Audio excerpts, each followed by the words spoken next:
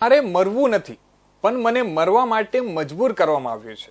તારી loan pass થઈ જશે એમ મને કહીને રાજુ સોલંકી અને મેહુલ મકવાણાએ મારી પાસેથી 40 લાખ રૂપિયા પડાવી પાડ્યા પણ લોન પાસ ન કરાવી.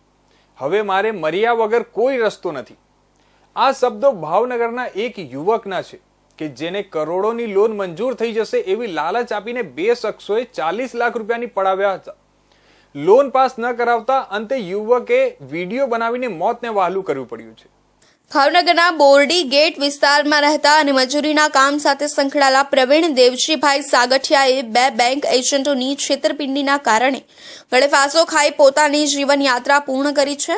મૃતકે બનાવ પહેલા બનાવેલા એક વિડીયોમાં જાહેર કર્યું છે કે રાજુ સોલંકી અને મેહુલ મકવાણાએ મોટી લોન મંજૂર કરાવવાની લાલચ આપીને તેની પાસેથી 40 લાખ રૂપિયા પડાવ્યા હતા, પરંતુ લોન મંજૂર ન કરતા અને સતત ત્રાસ મળતા તે જીવતે રહેવાનું અશક્ય થઈ ગયું હતું. વિડીયોમાં પ્રવીણને જણાવ્યું છે કે મારે મરવું નથી પણ મને મરવા માટે મજબૂર કરવામાં આવ્યો છે. આ બે શખ્સોએ મારી પાસે 40 લાખ લઈને છેતરપિંડી કરી છે. હવે લેણ દારૂનો ત્રાસ અને ભાંગી પડેલી આર્થિક પરિસ્થિતિએ મને મૃત્યુ તરફ ધકેલી દીધો છે. મૃતકની પત્ની દ્વારા નોંધાયેલી ફરિયાદ મુજબ યુનિયન બેંકના એજન્ટ તરીકે ઓળખાતા રાજુ સોલંકી અને મેહુલ મકવાણાએ પ્રવીણને લોન મંજૂર કરાવવાની લાલચ આપી હતી. આ માટે પ્રવીણે પોતાની જમા પૂંજી અને વ્યાજે લીધેલા પૈસા તેમને આપી દીધા હતા, પરંતુ છેલ્લા 1 વર્ષથી લોન મંજૂર કરવા માટે ખોટા આશ્વાસન આપી તેઓ સમય પસાર કરતા રહ્યા. તેવામાં લેણદારો દ્વારા સાતત્યથી પૈસાની ઉઘરાણી થતા અને એજન્ટો તરફથી મળતા ત્રાસને કારણે પ્રવીણ તૂટી પડ્યો. અંતે તેણે દયનીય પરિસ્થિતિમાં પોતાનું જીવંત પ્રસ્થાન લેવું પડ્યું. એને લોન મેકી હતી, 1.5 કરોડની લોન મેકી હતી અને 40 લાખ ઉપર એને એ લઈ ગયો સાહેબ.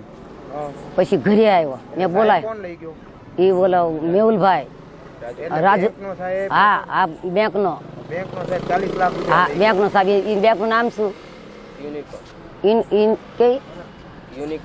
યુનિકોર્ન બેંક છે, આપણે વાઘાવાડી રોડ ઉપર.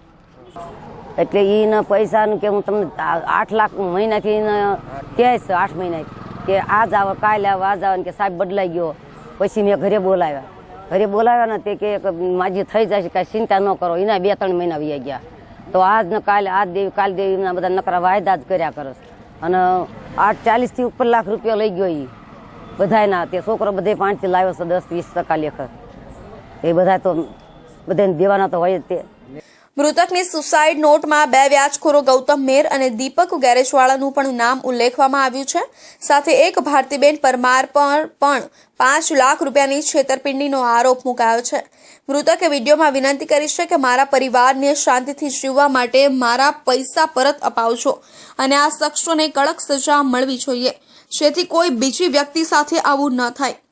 ઘોઘા રોડ પોલીસ મથકમાં ફરિયાદ નોંધાવાઈ છે. 4 આરોપીઓ સામે કેસ દાખલ કરાઈ છે અને તપાસ ચાલી રહી છે.